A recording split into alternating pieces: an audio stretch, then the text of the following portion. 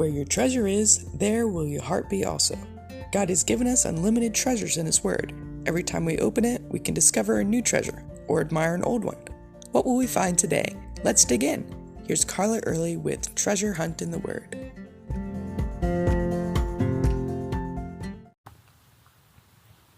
Have you ever felt outnumbered? Maybe you're the only Christian in your workplace, or in your family, or in your neighborhood. And then you turn on the news and get bombarded by all the evil of this world. What God considers good and right is trampled on every side, denigrated, made to look wrong and evil. Common sense seems to be just thrown out the window, as abominations of every kind are held up as truth and right. Looking at the chaos of this world and the state it's in can easily overwhelm us. We might write something like Micah 7, where the prophet says, "Woe is me," when he looks at his country, Judah. He describes the people as doing evil with both hands, blatantly and unashamedly, right out in the open. He says they scheme evil together.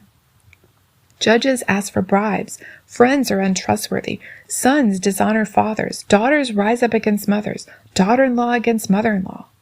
All sorts of evil surround him. Then comes verse 7. Micah knows what to do in the middle of this situation, which may help us too. He says, "But I will look to the Lord.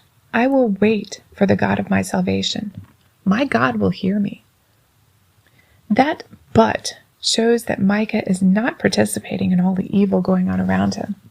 He lists all the wickedness going on and basically echoes Joshua 24:15. "That's what you all are doing, but as for me and my house, we will serve the Lord." Just because everyone else is doing it or affirming it doesn't make it right. I will look to the Lord.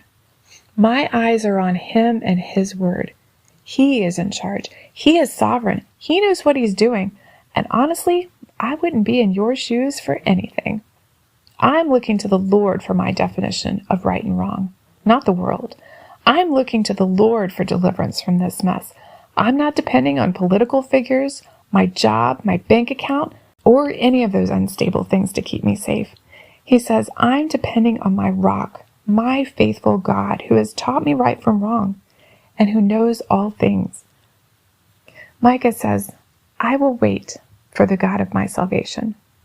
I'm not going to jump into this mess. I'm waiting for His timing, confident that He will do what is right, because I know He's fair and trustworthy. He will judge the unfaithful and keep His covenant with the remnant of the faithful, and I aim to be one of those. Waiting is an expression of our faith, trusting God's timing and sovereignty. The last part of Micah 7:7 says, My God will hear me. So when our world is in chaos, we can look to the Lord, wait on Him, and pray. We know He hears when we call on Him, and He answers.